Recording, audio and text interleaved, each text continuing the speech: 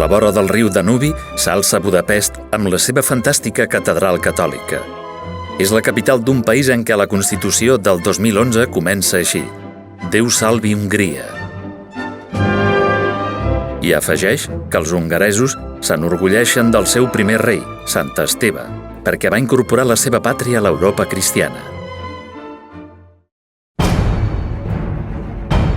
D'aquestes mateixes planures hongareses van partir fa temps els temuts genets huns. Van sembrar el pànic a mitja Europa sota el comandament d'Àtila.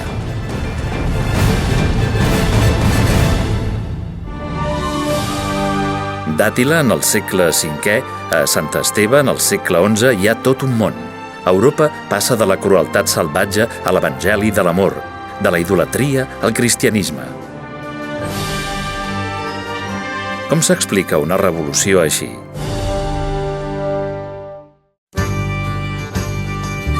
Una clau te la donarà un jove que s'amagava en una inhòspita gruta per aquestes muntanyes d'Itàlia. En Benet dedicava les hores a resar i a fer penitència. La seva fama va créixer de tal manera que es va convertir en abat d'un monestir i després de superar dificultats i obstacles va arribar a fundar 12 monestirs. El més famós va ser el de Monte Cassino, bressol de l'orde benedictí.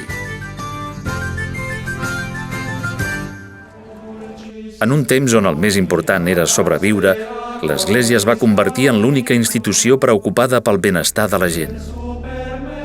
Van ensenyar als nous pobladors a cultivar la terra, a cuidar el bestiar.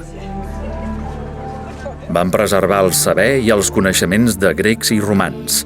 Van aprofundir en la teologia i en la paraula de Déu, i la van transmetre amb vells llibres com aquest. Els monestirs van ser focus de civilització per als pobles que acabaven de sortir de les selves del nord. La pregària dels benedictins, entre molts d'altres, i l'acció d'intrèpids predicadors van aconseguir la seva conversió gradual, des dels visigots a Espanya fins als eslaus de l'est.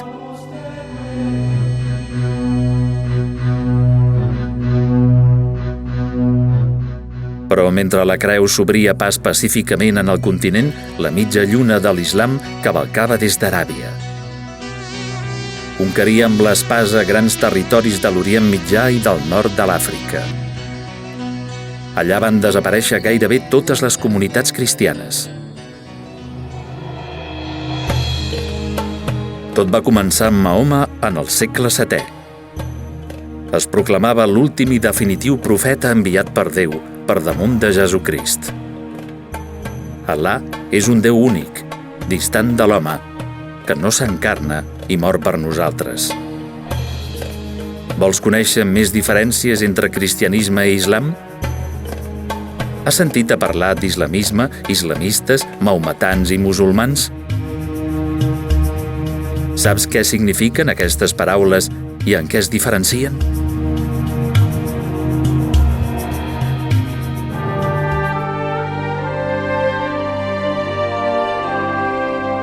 El que quedava de l'antic imperi romà, Bizanci, va sucumbir també sota la força de l'islam.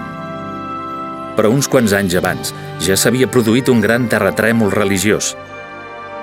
El cisma o separació entre l'Església d'Occident i la d'Orient. Es va consumar el 1054, però es forjava des de molt temps enrere. Per què? Per rivalitats culturals, polítiques i teològiques. Va esquerdar el món cristià separant de Roma les esglésies de l'imperi bizantí. Avui se les coneix com a esglésies ortodoxes. Entre elles hi ha les de Rússia, Grècia, Sèrbia o Bulgària. Si viatges a un d'aquests països, podràs veure algunes diferències exteriors entre els seus ritus i els nostres. És més el que ens uneix que el que ens separa, i els papes de l'últim segle han resat i treballat perquè l'Església torni a ser una.